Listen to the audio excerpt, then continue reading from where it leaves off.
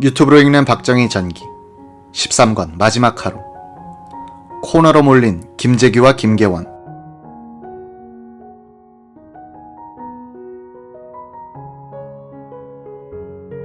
김재규의 합수부 진술에 따르면 본인과 김정섭, 김계원 셋이 총장실에 남았을 때 김정섭을 바깥으로 나가게 한 뒤에 김계원을 이리로 오라고 하여 실내 화장실로 데리고 들어갔다는 것이다. 이 사람아, 각하를 어떻게 그렇게 했어? 보안이 급선무입니다. 최단 시일 내에 계엄사령부의 간판을 혁명위원회 간판으로 바꿔달아야 합니다. 알았어. 김계원은 김재규를 밀면서 화장실 바깥으로 나와 국방부로 옮기는 행렬에 끼었다. 김계원은 육군 본부 벙커에서 김재규가 혁명 운운할 때까지는 오발로 각하를 죽인 줄 알았다고 법정에서 진술했다. 밤 10시 30분 국방장관실에 올라가서 최규하 총리는 장관 자리에 앉았다. 그 옆에 김재규, 김의 맞은편에 김계원, 그리고 내무, 법무, 국방 및 여타 장관들과 서종철 특보도 둘러앉았다. 유혁인 수석은 장관이 아니어서 앉아있기가 못했다. 일어나 방을 들락날락했다. 이야기는 자연히 총리와 실장, 부장 사이에서 오갔다. 최 총리가 계엄을 선포하자면 그 사유를 명확하게 해야 하는데 무엇이라 하죠? 유고라 하는가? 아니면 각하의 서거라고 하는가요? 라고 의견을 구했다. 김계원은 유고라고 발표하자는데 동의했고, 김재규는 부산, 마산 사태도 있고 하니 국내 치안 문제로 하자고 강경하게 주장했다. 김계원은 대통령 각하의 유고로 인하여 27일 0시를 기해서 비상계엄을 선포한다고 하면 되지 않습니까? 라고 했다. 최 총리는 유고만 가지고는 국민들을 어떻게 납득시키죠? 무엇인가 국민들이 납득할 수 있는 이유를 말해야죠. 국무위원들도 내용을 좀 알아야 의견을 교환하죠. 라고 했다. 김재규는 유고도 안 됩니다. 국내 치안이 좋지 않아서 계엄령을 선포하는 것으로 해야 합니다. 라고 또 강경하게 말했다. 최 총리는 국내에서 데모가 난 것도 아닌데, 그리고 부산, 마산이 다 조용한데 국민에게 그렇게 해서야 되겠습니까? 대통령 서거를 어떻게 국민에게 알리지 않을 수 있습니까? 계속해서 보안 유지하는 것도 어려우며 우선 당장 국무위원들도 납득하지 못할 것입니다. 라고 반박했다. 김재규는 왜 안 됩니까? 소련은 일주일간도 발표하지 않고 모르게 할 수 있었는데 우리는 2, 3일간만 보안 유지를 하자는데 왜 안 됩니까? 하고 격하게 이야기했다. 김성진 문무부 장관이 계엄령의 사유를 명백히 밝히지 않은 채 그냥 계엄령을 선포하는 것은 절대로 있을 수 없다고 대들었다. 김재규는 알만한 사람이 왜 이렇게 따지고 드느냐 라고 역정을 냈다. 이것이 나중에 과장이 되어 김 장관이 김 부장에게 맞았다는 소문이 퍼지기도 했다. 이 무렵 연락을 받은 국무위원들이 속속 도착하고 있었다. 김성진 장관은 먼 발치에서 신현확 경제기획원 장관 겸 부총리가 복도로 들어오는 것을 보고 다가갔다. 국무회의가 왜 소집됐는지 아십니까? 무슨 일입니까? 대통령께서 이상이 생긴 것 같은데 김재규 부장이 알고 있으면서도 도무지 자초지종을 이야기하지 않고 자꾸 계엄령을 펴야 한다고만 하니 부총리께서 달래서 이 사태를 처리하셔야겠습니다. 김 장관은 김재규가 동양의 선배인 신 부총리의 말은 들을 것이라고 생각했던 것이다. 신은학 부총리는 장관실에 들어가서 김재규와 마주 앉자마자 물었다. 유고의 내용이 뭡니까? 그것은 밝힐 수 없습니다. 다치셨습니까? 아니면 갑자기 병이 났습니까? 그건 밝힐 수 없습니다. 비밀에 붙여야 합니다. 유고의 내용도 모르고 비상계엄령을 어떻게 선포할 수가 있습니까? 신 부총리는 평소에는 예의 바르던 김 부장이 딴판으로 변한 게 이상해서 방 한구석에 서 있던 김계원 실장을 불렀다. 등 뒤로 다가온 김 실장을 돌아보면서 어떻게 된 거요? 김 실장은 각하와 늘 행동을 같이 하는 분이니 알 것 아니요? 라고 다그쳤다. 저도 잘 모르겠습니다. 모른다니 어째서 모른다는 겁니까? 제가 사실은 각하를 업고 병원에 갔었습니다. 지금 수술 중입니까? 사고가 나서 다치셨단 말입니까? 아닙니다. 사실은 다 끝났습니다. 별실에 안치를 했습니다. 어째서 그렇게 됐습니까? 사고인데 저도 정신이 없어서 잘 모르겠습니다. 장관들이 국방부 장관실로 모여들고 아무것도 모르고 나온 사람들이 어떻게 된 일입니까? 라고 따지자 김 실장은 각하께서 운명하셨다고만 말하고 구체적인 상황에 대해서는 또 한마디도 털어놓지 않았다. 김재규도 보안 유지만 계속해서 강조하고 있었다. 장관들이 많이 모일수록 김재규와 김계원은 몰리는 입장이 됐다. 한 장관은 벌떡 일어나 화를 내면서 돌아가셨으면 가봅시다. 확인해야 합니다. 라고 했다. 어느 장관인지 보안이 무슨 보안이냐. 경위를 말하라. 라고 하니 신뢰가 와글와글했다. 최규하 총리는 밤 11시 30분쯤 국방부 회의실로 자리를 옮기면서 말했다. 그러면 김 부장이나 김 실장이 국무회의에 참석하여 사유를 설명해 줄 수 있겠습니까? 예, 하죠. 김재규가 대답했다. 김계원은 그러나 우리는 국무위원이 아니니 들어갈 수가 없습니다. 라고 말했다. 다른 장관들은 국무회의장에 들어가고 장관실에는 김계원, 김재규, 유혁인이 남게 됐다. 이때 김재규는 이런 생각을 하고 있었다고 군 검찰에서 진술했다. 비상국무회의 결의 여하에 따라서 그날 밤으로 본인이 평소부터 신임하던 안전국장, 김근수 등 안전국 요원으로 하여금 궁정동 현장에 보내어 궁정동 소재 중정요원은 전부 연행해서 안전한 곳에 수용하여 보안을 유지시키고 사건 현장은 안전국 요원이 조사 중이라는 이유로 일체 비밀에 붙이고 본인이 의도하는 혁명이 성공 단계로 접어든다고 판단될 때 국민 앞에 진상을 발표하려고 했습니다. 이때까지만 해도 김재규는 상황이 불리하게 돌아가지는 않고 있다고 생각하고 있었다. 일단 계엄령만 선포되면 실관을 쥔 정승화 장군을 설득하여 시해 사건의 수사권을 독점함으로써 자신의 범행을 은폐한 다음 군부와 정보부를 연계시키는 쿠데타로 발전시킨다는 구상 아닌 공상을 하고 있었던 것이다. 이 구상이 성공하려면 비밀을 알고 있는 김계원 실장의 보안이 절대적으로 필요했다.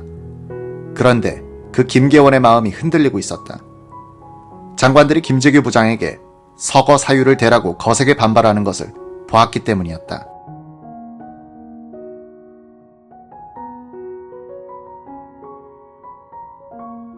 국방부 장관실.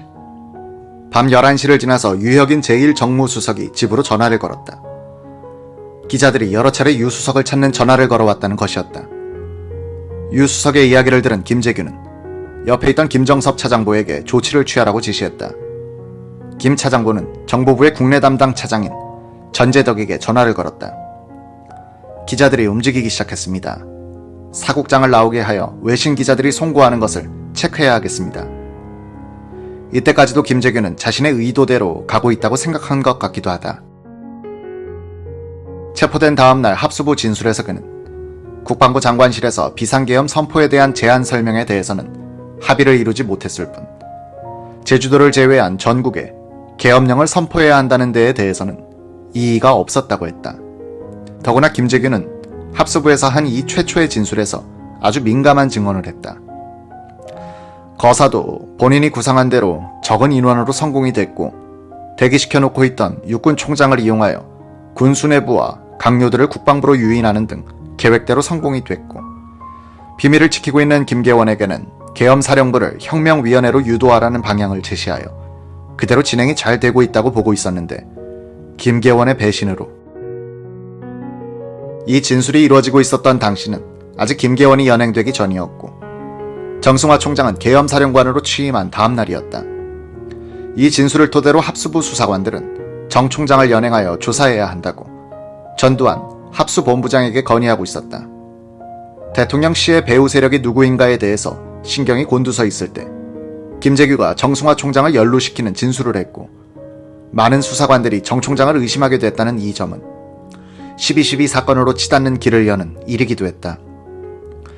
밤 11시 20분쯤 유혁인 정무수석이 김계원 실장을 국방부 장관실 옆방인 대기실로 슬며시 불러냈다. 그러고는 김계원에게 따지듯 말했다. 왜 말씀을 안 하십니까? 우리한테는 가르쳐 주시지 않아도 좋지만 이야기를 하십시오. 이래서 되겠습니까? 실장님이 오해받으십니다. 김계원 실장은 알았어. 그렇겠구먼 하고 들어갔다. 김계원의 합수부 1차 진술서는 그 뒤에 전개 과정을 이렇게 적고 있다.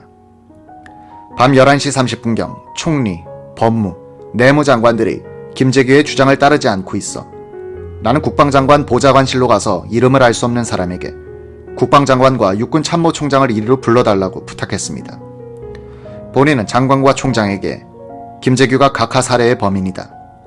지금 권총을 갖고 있으니 조심해서 체포하라고 일렀습니다. 정승화 당시 총장의 기억은 조금 다르다. 정 총장은 육군본부 벙커에서 국방부로 건너와서 장관실로 들어가는데 그 방을 나오는 김계원 실장과 마주쳤다는 것이다. 어디 조용한 곳에 가서 이야기나 좀 합시다. 김 실장이 글을 끌었다. 장관 부속실에 있던 국방장관 보좌관 조약래 준장이 제 방이 조용합니다 라면서 안내했다. 노재현 국방장관은 맞은편에 앉아있던 김 실장이 화장실에 가는지 슬며시 나간 뒤에 돌아오지 않고 있어 찾으러 나섰다가 정 총장, 김 실장과 만나 뒤따라 들어왔다. 김 실장이 상주하에 총장과 장관이 맞은편에 앉았다. 여보, 김 부장과 차 실장이 다투다가 김 부장의 총에 각하가 돌아가셨어. 김 부장을 체포해야겠는데 저렇게 눈이 시퍼렇게 되어 나만 노려보고 있으니.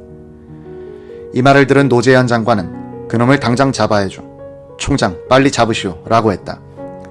정승화 총장도 제가 곧 잡겠습니다 라고 하며 일어섰다. 여보 조심하시오. 김 부장이 아직 권총을 갖고 있어요. 정 총장은 방을 나와서 조약래 국방장관 보좌관 책상 앞에서 전화로 김진기 육군 헌병감을 찾았다. 연락이 닿지 않았다. 정승화 총장은 벙커로 오라고 전하라는 지시를 남긴 뒤 먼저 내려갔다.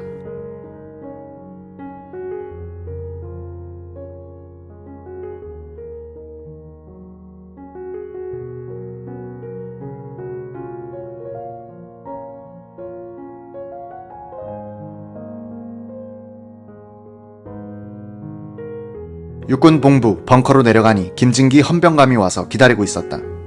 정 총장은 상당히 구체적으로 김재규 체포를 지시했다. 김 장군이 직접 김 부장에게 가서 내가 좀 만나자고 한다고 전해주시오. 미리 복도 커브 지점에 수사관을 대기시켜 두었다가 거기로 유인하여 감쪽같이 체포하시오. 김 실장 말로는 김 부장이 권총을 갖고 있다고 하니 조심하시오. 체포 과정에서 소란을 피우거나 상하게 하면 안 돼. 체포한 뒤에는 보안사령관에게 인계하시오. 정 총장은 이어서 전두환 보안사령관을 불렀다. 정 총장은 전 장군에게 헌병감이 김재규를 체포하면 그의 신병을 인수하여 수사할 것을 지시하면서 계엄령이 선포되면 합동수사본부장으로 전 장군을 임명하겠다고 말했다. 이때 정 총장은 정중히 모셔라는 문제의 발언을 했다는 것이 전두환 측의 주장이다. 정 총장이 헌병감에게 김재규 체포 지시를 한 뒤에 한 30분이 흘렀을까. 김계원 실장이 벙커 내 총장실에 내려왔다. 왜 이렇게 늦어요?